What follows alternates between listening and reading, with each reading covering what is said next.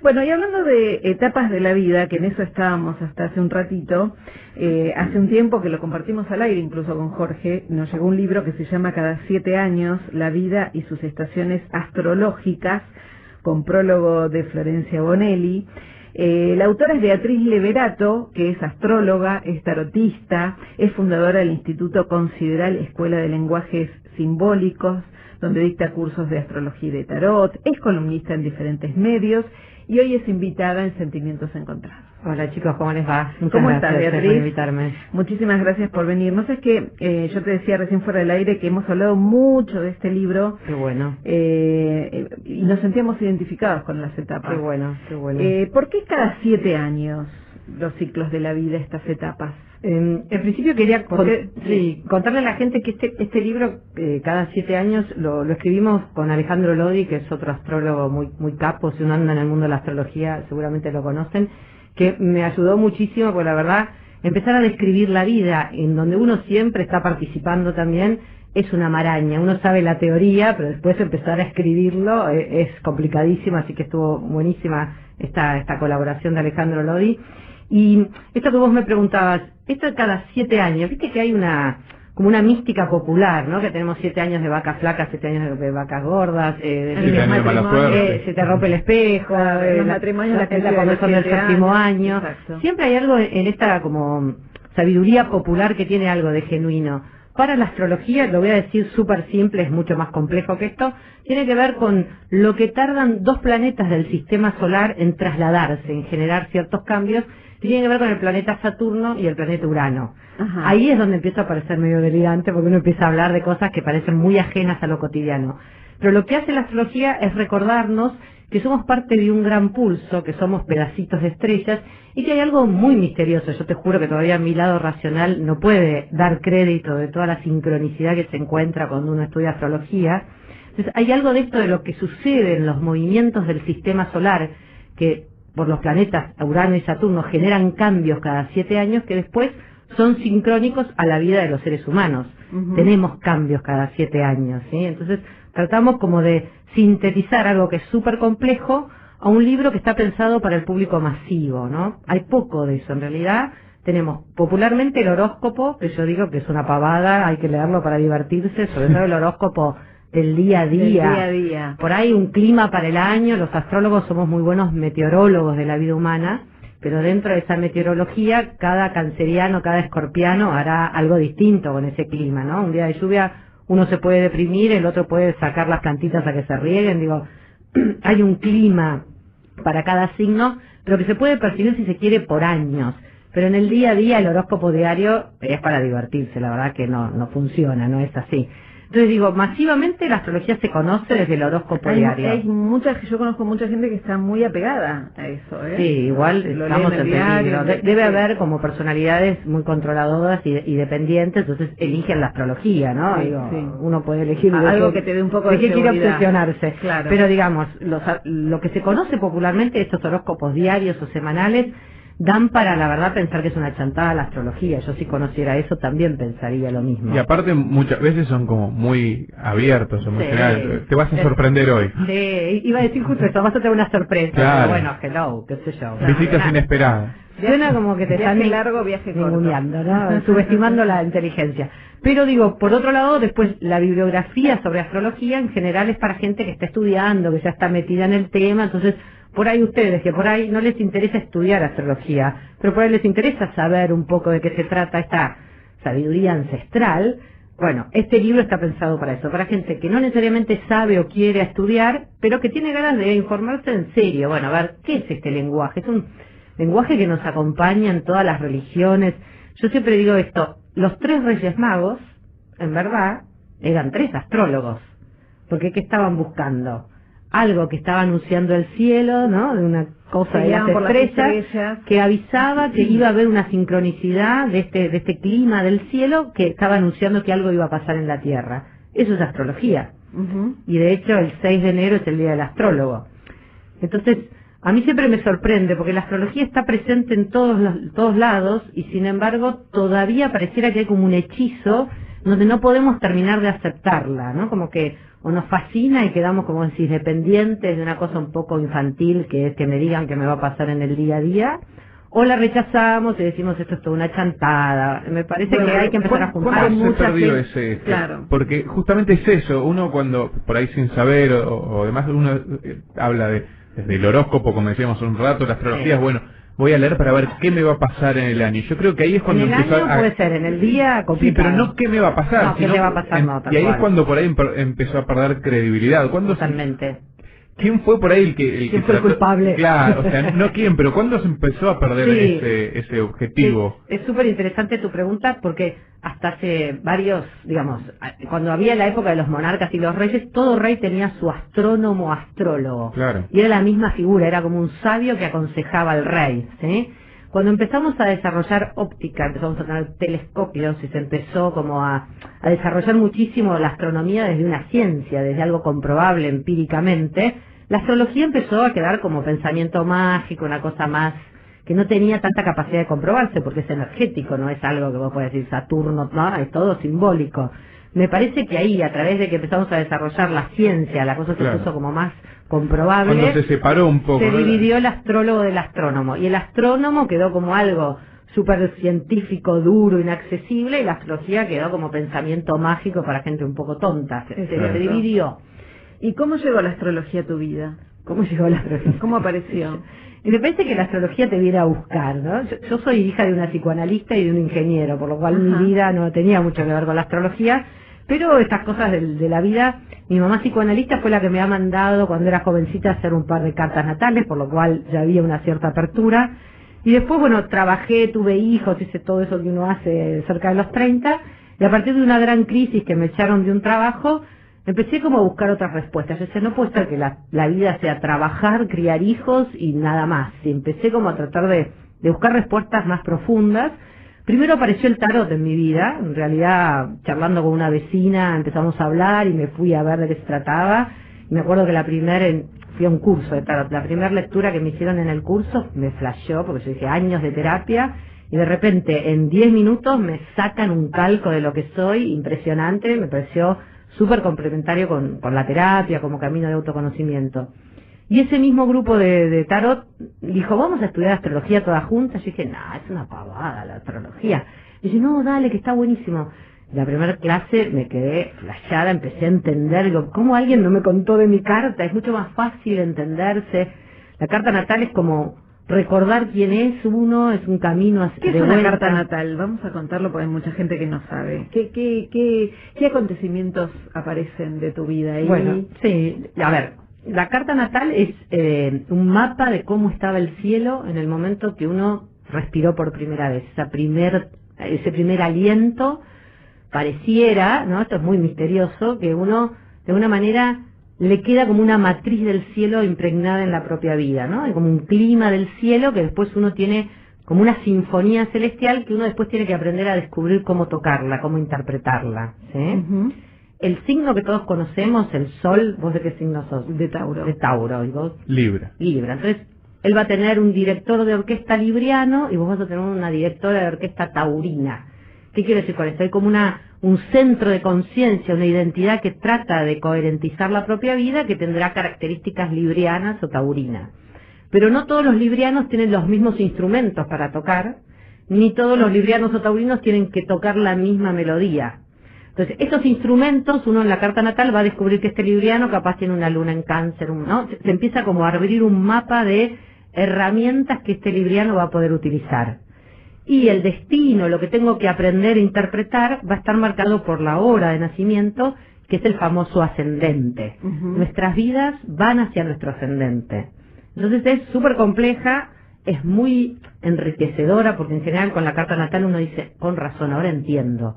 Es como de mucha calma, ¿no? Uno se pone mucho más, yo digo, la astrología nos hace más considerar el contacto con el cielo, ¿no? La etimología de la palabra habla de eso.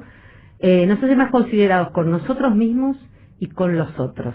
¿Qué hay que tener en cuenta para hacer una carta natal? O sea, La fecha de nacimiento, el lugar y la hora. porque el ahora nos va a dar el ascendente. O sea que, y siempre os pregunto lo mismo, ¿la persona que estaba al lado mío cuando nació tiene la misma carta natal? Sí, claro, sí, nació en la misma hora, en el mismo lugar, y esto estaba muy bueno porque, digamos, ¿te acordás que yo te decía? Hay un director de orquesta que tiene ciertas herramientas y que tiene que aprender a tocar una cierta partitura.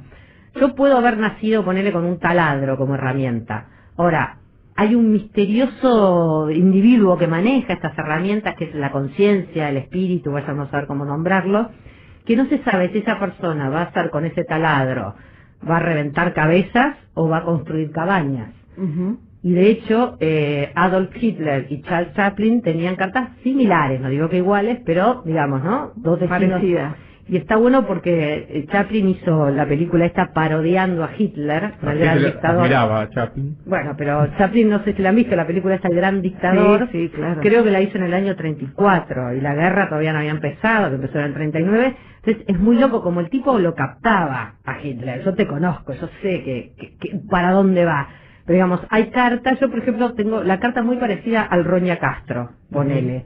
Entonces yo siempre digo, en mí habita un lado como muy de pelea y aguerrido, pero lo que hago con eso, ya, ¿no? Por ahí te hace ser una mujer aguerrida, que avanza, que, ¿no? Que va como conquistando territorios, pero no hay una carta mala o una carta buena. Hay herramientas que dependerá de esa conciencia que habita la carta, lo que haga con esas herramientas. Y desde allí una entrevista astrológica es maravillosa porque te hace como entenderte mejor. Dices, bueno, basta de insistir con ir para allá si mi destino tiene que ver con ir para el otro lado, ¿no? Como te ayuda al autoconocimiento, decís. Sí, a mí una imagen que me gusta es, a ver, por ahí hay mujeres que son, como yo decía, muy aguerridas, muy masculinas y que tratan todo el tiempo de parecer una lady. Y realmente la carta natal te dice, no, vos tenés esta horma, si vos calzás 40... No pretendas ser 36 porque queda bien, porque la vas a pasar mal, te vas a lastimar, no vas a poder avanzar.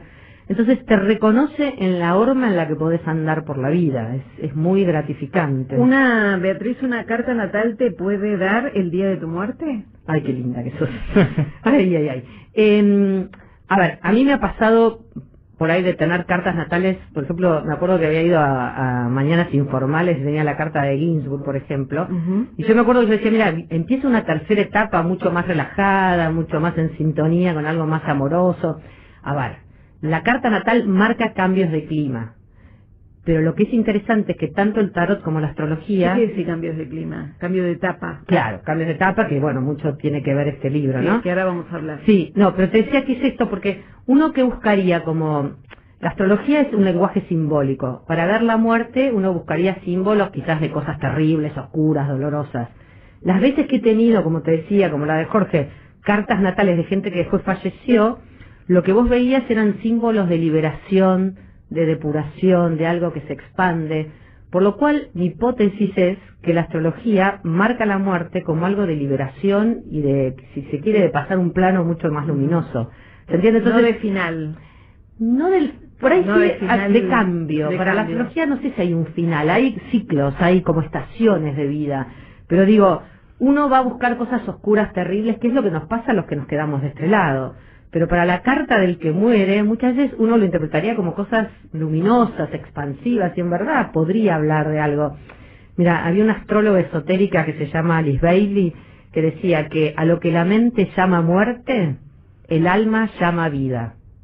Y ahí ya te cambia la cabeza. Claro. Para la astrología es otra cosa. Es el gran interrogante, ¿no? Y yo sospecho que es distinto a lo que nosotros suponemos, que va por otro lado. Beatriz, ¿por qué temas sos más consultada? Me imagino que por el amor, por la pareja. Por el dinero. Sí. A mí me parece que es un combo. Yo por ahí... Por todo eso, por nada de eso. Claro, pero... A ver, a mí me parece que siempre yo trato de abordar una consulta integral, ¿no? Que a lo mejor... Si yo tengo un problema de pareja, no sé si voy a arrancar tratando de solucionar el problema de pareja. Más bien, hay algo de este como director de orquesta, que obviamente el tono de la pareja le está saliendo fallado. Entonces, hay algo como de ayudarlo o comprenderla a cómo tocar mejor esa partitura, y seguramente después terminamos resolviendo o yendo hacia el lado de la pareja. Pero muchas veces donde uno está obsesionado, arrancar por ahí no es el mejor lugar para ayudar a la persona. Somos como una completud, somos una, ¿no? Una combinación, y a lo mejor uno recorta, tengo un problema de pareja, no, a lo mejor tengo un problema de autoestima, tengo un problema con mi padre, ¿no? Como que somos medio terapeutas. ¿Vienen con un tema con un tema puntual de infidelidad, por ejemplo? ¿Qué? ¿Por dónde arrancás? Y a ver, en principio la infidelidad... ¿Las cartas te dicen? Que si alguien es infiel... Sí. A ver, yo te propongo cambiar un poco la mirada. Me parece que todos somos naturalmente infieles y que estamos educados para ser monogámicos. Está bien, eso lo sabemos, pero sí. Digo, seguramente cuando una persona va a consultarte, lo que quiere son concreciones. Sí, pero yo no sé si le voy a dar concreciones. Bueno, a mí de qué me sirve decirle a la persona si tu marido es infiel. Lo hacía cuando recién... con alguien, viste que son preguntas que... Pero yo le diría, ¿para qué querés saber? No, porque digo, ya la que pregunta, probablemente el marido le esté siendo infiel. La que pregunta tiene una sospecha. Ya hay un 80% de posibilidades de que sí. Ahora, yo le digo sí, ¿y qué hago con eso? Probablemente termine sugiriéndole que puede ser, pero para mí es más interesante ver cómo llegaron a esa infidelidad, qué le pasa a ella con pensarlo a su marido amando a otra persona o teniendo deseos hacia otra persona. Es más complejo. Yo trato de salir del tema, es malo, te está haciendo infiel, trato como de ir por otro lado y de por ahí empezar a buscar el tema de qué me pasa con esta tercera que aparece, cómo denota o activa mi inseguridad. A lo mejor la pareja a veces cuando aparece un tercero se recicla, es bastante complejo, ¿no? Yo trato de no ir a la respuesta, sí, esto te hicieron un daño, toda esa cosa me parece complicada para no ayudaste a la persona. ¿Y en el tema del dinero? En el tema del dinero... ¿Problemas económicos o inversiones o cosas que quieran resolver con respecto a lo económico? Pero tu pregunta sería... Claro, si das una respuesta así concreta como la que seguramente los mueve a querer consultar o tocas otro aspecto. Bueno, a ver, en el tema del dinero, te vuelvo a decir, va a haber tránsitos y situaciones de la carta que vos puedas decir, vuelvo a decirte, la astrología es como una meteorología. Yo puedo ver, ponele que este año venís con viento a favor en el dinero. Pero si vos sos un kamikaze que perdiste todo, eso no va a ser magia. Pero sí podés asesorar o decirle, bueno, ahora viene un año en donde es expansivo en lo económico, tenés criterio, pero tratá de jugarte hacia el crecimiento, sí, esas cosas se ven. Pero siempre son climas, ¿sí? No somos adivinos que tenemos, sino uno sería multimillonario, ¿no? Digo, hay climas claro, que uno puede ayudar, a colaborar, a empujar, a que confíe, pero desde ese sentido sí se puede contestar, bueno, por ahí este no es un buen año para invertir, o este sí es un año para intentar crecer. Nunca te voy a afirmar con sangre que vas a ganar 1 millón, pero sí te puedo asesorar, como yo te decía, viene el verano, bueno, salgamos en remerita, viene el invierno, más bien, quédate quieto, no juegues, no inviertas, no te muevas, en ese sentido. Como una orientación. Es una orientación, sí, totalmente. Vamos a hablar del libro. Dale, ¿sí? Bueno. Cada 7 años la vida y sus estaciones astrológicas. ¿Te parece recorrer algunas, las que te resulten más interesantes para compartir con los oyentes? Sí, si te parece, después ustedes me van guiando, sí. Pero en principio lo que nosotros tomamos es un promedio de vida de 84 años. Uno puede morirse antes y puede vivir más, pero digamos... si viven más están solos. Claro. Porque no saben qué va a pasar, claro. No, hay un bonus track en el libro, después de los 84, sí, hay un bonus track. Y entonces lo que hicimos fue dividir estos 84 años a la mitad, que serían los 42. Para toda la gente que anda cerca de los 42, 40, 41, 43, en general hay una crisis de la mitad de la vida muy visible a los 40. Yo digo 42, pero por ahí... Sí, en el número redondo por ahí le agarra mucho. Pero en general es más cerca de los 42. Hay una película que se llama Belleza Americana, que la deben conocer, claro. Que, bueno, vieron todo el giro de vida, él no quiere tener más un trabajo excesivamente responsable, se enamora de la vecinita adolescente, tiene todo un giro... El tablero. Claro, que parece como medio de adolescente, porque en verdad... y la película esta empieza con Kevin Spacey diciendo, hoy cumplo 42 años. Pues estos tipos saben astrología, porque ¿por qué no 40, 38? Hoy cumplo 42 años. Y tomando esto es un momento... donde uno quiere volver a ser adolescente, a veces es en el sentido más infantil y uno puede hacer líos, enamorarse de pendejos, qué sé yo, y a veces, y ya cierro, es como un camino hacia lo creativo que dejé de lado metido en muchas responsabilidades. Entonces la vida me propone volver a recordar qué quería hacer yo cuando era chiquito, cómo era mi proyecto de vida, ir hacia lo genuino. Hacer un balance. Sí, pero en general es el momento, voy a hacer el cambio porque si no se me viene la noche. Claro. Estamos charlando aquí en el estudio con Beatriz Leverato. Llegan las noticias, te quedas un ratito más, ¿no? Sí, claro. Por supuesto, 11:30 de la noche, momento de noche. Bueno, estamos festejando, digamos, un poquito, unos días después Halloween, por eso invitamos una bruja. No sé qué decirte, pero bueno. Que dejó su escoba estacionada. Doble fila y un en doble policía está fila, haciendo la tenés boleta. cuidado Beatriz, porque están haciendo la boleta. Dejó acá en la calle Mansilla su escoba estacionada. Esto te lo deben decir todo el tiempo, ¿no? Lo de brujas, No tanto, etcétera. trato de correrme de ahí, pero bueno, qué sé yo. Sé que Pero dispara popularmente, la popular, claro, el imaginario popular, astrología y brujas. A veces me dicen cualquier cosa, ¿qué me va a pasar? Y yo qué sé, viste, como si uno tuviera un... Voy a ir a rendir un examen, ¿qué me voy a Sí, así sacar? de la nada misma, viste, como si uno pudiera, no sé, ser adivina. Pero es re loco porque me ha pasado por ahí de gente que me engancha por teléfono y me dice, soy de Libra, decime qué me va a pasar. Y yo digo, yo qué sé, te tengo que hacer la carta. Entonces, al mismo segundo... Bueno, pero hay gente que lo hace. ¿verdad? No, pero entonces cuando les digo que no sé, que tengo que hacer algo, preparar la carta, qué sé yo, me dicen, entonces sos seria. ¿Viste esa contradicción? Por un lado quieren que les mientan, es como mentime y llamame Marta, ¿viste? Claro. Quiero que me mientas y si me pones un freno y dices, mirá, esto es más complejo, hay que estudiar, hay que mirar la carta, ahí reconocen que bueno, que había como una seriedad y un profesionalismo que yo estaba tratando de evitar, ¿no? Es como Claro. compleja la astrología. Recién para estábamos hablando con Beatriz fuera del aire que también hay muchos avisos donde te dicen amarres de pareja, Sí, hechizos a distancia, hacer rituales para retenerlo, para que vuelva, qué sé yo. Siempre me pregunto, si la gente, digamos, damnificada y engañada no llama, no reclama que le devuelvan el dinero, no sé. ¿Cuánta protesta. gente realmente llama o va? Porque salir del Bueno, sur de la calle hay un montón de eso, sí, y trae un una montón. foto. Pero en las revistas también, y eso tiene un costo. Para Uno mí realiza es una muy revista. complejo porque obviamente hay un pensamiento mágico también Claro. del que compra ese producto y también hay mucha entrega de poder. Los astrólogos y los tarotistas, digamos, tenemos un arquetipo, como un imaginario de poder que todos lo sabemos, entonces pueden ser muy abusivos, ¿no? Porque la palabra de un tarotista o de un astrólogo a veces me dicen, hace 10 años vos me dijiste y vos ya no te acordás. Tiene una potencia, tiene, ¿no?, una entrega de poder tan alto que hay que ser muy cuidadoso.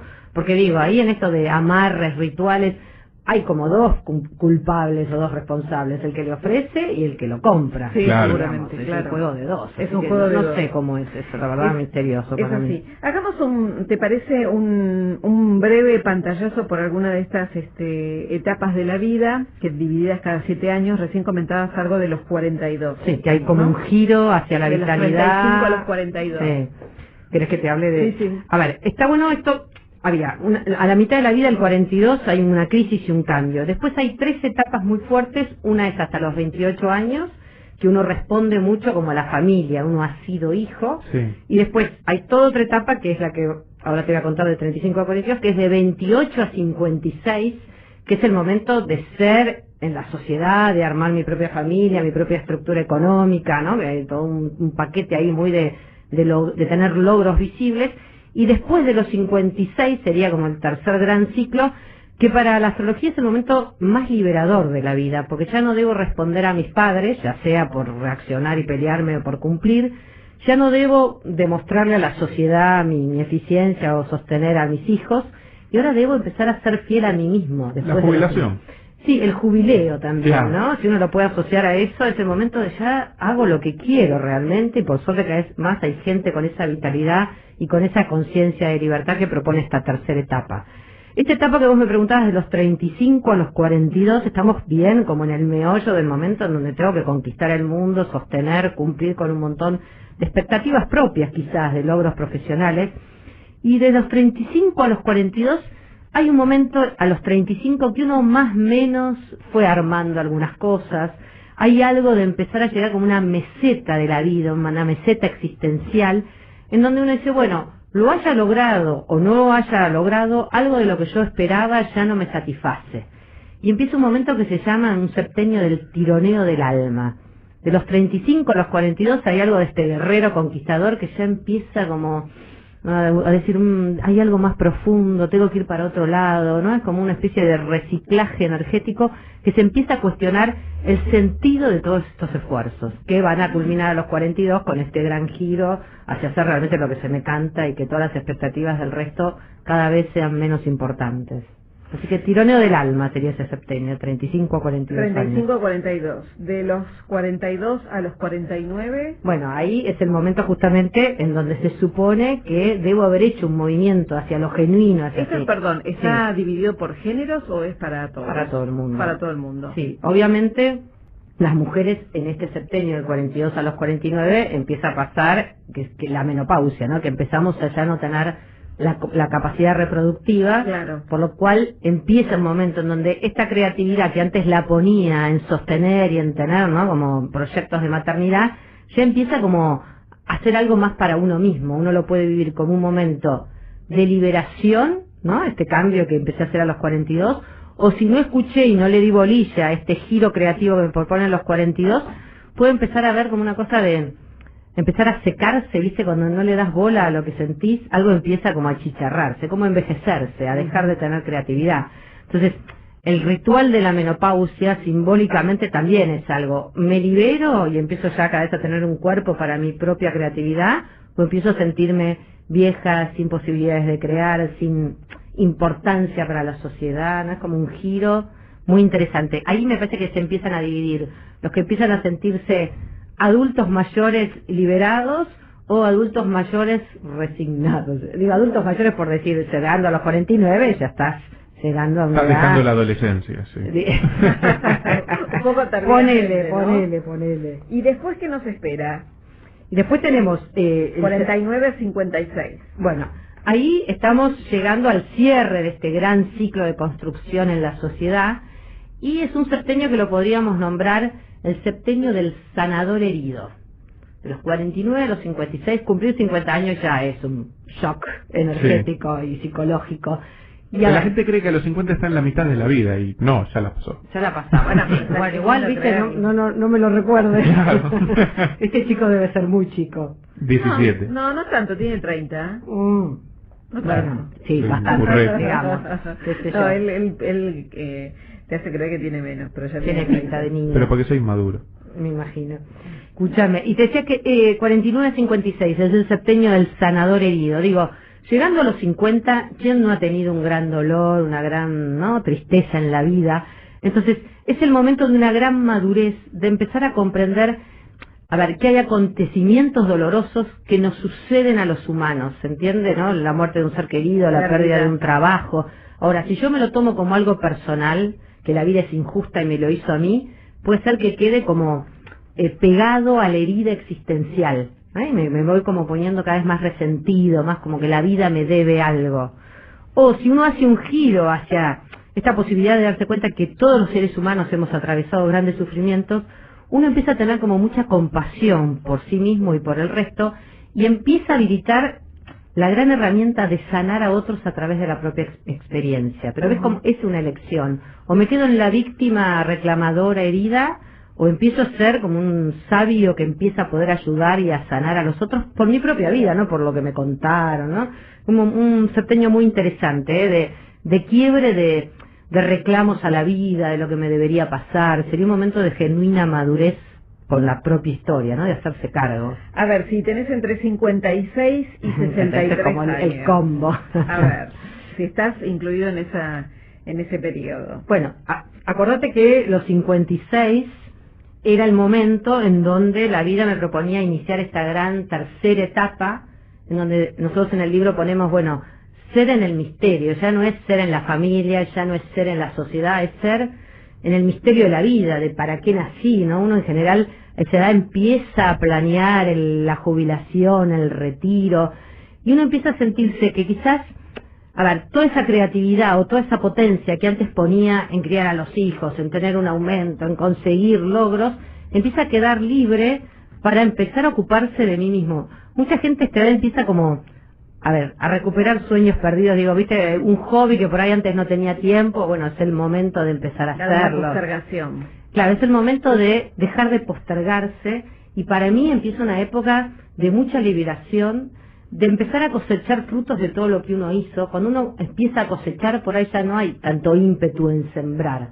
Y si siembro, será realmente lo que tengo ganas, no lo que debo por sobrevivir o porque no me queda otra. Me parece que es un septenio muy liberador, en donde en general a esta edad, entre los 56 y los 63, uno empieza a quedar como liberado de vínculos. En general, lamentablemente, si los padres no han fallecido, en esas edades ya empiezan a partir, ¿no? Si uno llegando a los 63, ya los papás. Y los hijos, en general, ya también empiezan a ser más independientes, por lo cual uno empieza a ser la última generación y ya no tiene que sostener a hijos ni cuidar a los padres, por lo cual fíjate cuánta energía. Algunos se angustian y otros se liberan. Pero en realidad queda energía libre, ¿no? Digamos, si yo no tengo tanta energía puesta en mis padres, que por ahí los tuve que cuidar y acompañar en la última época, ni de sostener y acompañar a mis hijos, toda esa energía que yo ponía en esos vínculos, o me queda un gran agujero energético, o tengo una potencia, una vitalidad para esta época que empieza, que para mí es de mucha creatividad. De 63 a 70. Me encanta, porque vamos. Ya nos quedan 3 con esto. Sí, aparte estamos yendo a la época más, ¿no? Más añosa. Sí. Bueno, de 63 a 70 se supone que todo este agujero energético que quedó en el septenio anterior, uno ya como que se acomodó, ¿no? Ya se acomodó en el sentido de que mis padres ya no están, mis hijos ya están en otra, y uno empieza a ser como claramente la última generación, y me parece que, viste que es la época en donde la gente empieza como a juntarse con gente de su misma edad. En general puede haber mucha soledad, porque mis hijos están laburando, haciendo su imperio, y me parece que es un tiempo de como mucha cosa grupal, ¿no? De poder como volver a encontrarse con los pares, con los amigos, de mucho permiso para viajar, para la cosa lúdica, ¿no? Volver a jugar con la vida. Y otra cosa que me parece muy importante de esta edad, uno todavía, digamos, en la mayor parte de la gente, tiene cierta vitalidad física y cierta conciencia, ¿no? Que todavía estamos bastante metidos en este mundo, y somos un poco como la memoria de la familia. Los recuerdos, las anécdotas, todo lo que tiene que ver con las tradiciones familiares, depende de cuán amorosamente uno las cuenta y las transmite, cómo dejo el legado de la historia familiar a los que siguen. Si yo estoy cargado de enojos y resentimientos con mi vida, estoy dejando raíces contaminadas. Uno empieza a ser la memoria y la raíz de la familia, y cuanto más sano sea, me parece que le estoy dejando como mejores raíces a las generaciones que vienen. Esa es una gran responsabilidad de esta etapa. Beatriz, bueno, dejamos las otras etapas para que las lean, porque hasta que nos muramos, si no vamos a leer todo el libro. Cada 7 años se llama La vida y sus estaciones astrológicas, de Beatriz Leverato. La editorial es Aguilar, así que pueden seguir descubriendo el resto de etapas que no contamos. Sí, ahora. Y está bueno esto que yo digo, este libro se compra en las librerías masivas, no sé, en Geni, el Ateneo, en todas las librerías. Por suerte está muy bien distribuido, así que se puede conseguir. Antes de irte vamos a hacer una pausa y vamos a dejar, acá me están pidiendo dejar la última, que es hasta los 84, que es la final. Hacemos una pausa y volvemos con esa última y ya Vale, genial, buenísimo. Bueno, a pedido del público, claro, y también de nuestro productor, que está ansioso por saber qué le aguarda en la última etapa en la vida, que ya queda horas, digamos, está a horas de transitar. ¿Quién? Que Manuel Amor, pero que se mantiene bárbaro. Sí, está divino. Lo tenemos en forma. No todo es lo que parece, Beatriz, no todo es lo que parece. Yo quiero llegar hacia los 84. No, él todavía no llegó a los 77, que es la que va a entrar ahora, está en 76. Entonces él está ansioso por saber qué le espera en esta última etapa, que en realidad no es la última. No se sabe, bueno, supuestamente. Es la última del libro. Estamos llegando hacia el final, seguramente, ¿no? Hay algo cronológico que se termina, mucho más de 100, no creo que nadie viva, pero en principio, a ver, este último septenio como simbólico, nosotros lo llamábamos empezar a tener la conciencia de cómo puedo hacer mi vida sin mí. Hay una película que se llama Mi vida sin mí, que a mí me impactó, que tiene mucho que ver con eso, ¿no? Como, a ver, esto de poder delegar a los otros, esto de, por ejemplo, dar herencia en vida. Había algún libro, no me acuerdo, soy muy bestia para los nombres, pero que decía que la herencia se debe entregar con la mano caliente y no con la mano fría. Yo dije, pero está bueno, porque si uno es un ser amoroso y quiere dejar un legado a sus hijos, a sus nietos, qué mejor que ayudarlos en esto que yo estoy entregando, que fue mi vida, mientras estoy vivo, ¿no? Me parece que hay algo del ego que acá tiene que estar totalmente domesticado y poder ser como alguien que hace circular lo que ha generado. Claramente tiene que ver con un desafío de desapego, y me parece que Hay algo del desapego y la gratitud que son fundamentales para no ser un viejo retorcido, claro, por no decir otra cosa. Ahí está. Bueno. Así que bueno, esto de la vida sin mí es un momento de mucho aprendizaje, ¿no? De tomar conciencia de que el otro puede seguir circulando sin que yo esté presente y quizás acompañarlo desde un lugar como de mucho desapego. Me parece que esa es la mejor forma de ser amoroso en esta última etapa de la vida. Ahí está, bueno, ya lo entendió entonces. No sé si era lo que quería que yo le dijera, pero bueno. Áreas suburbanas, frío, sí, y una máxima de 24 grados, pero va a estar como hoy, todo despejado hasta la tardecita, que recién ahí aparecen algunas nubes. Sin lluvias. Sin lluvias. Bueno, este programa se llama Sentimientos Encontrados. Nos Así dice. Reencontramos mañana, a las 9 de la noche. Chau, buenas noches, que estén bien.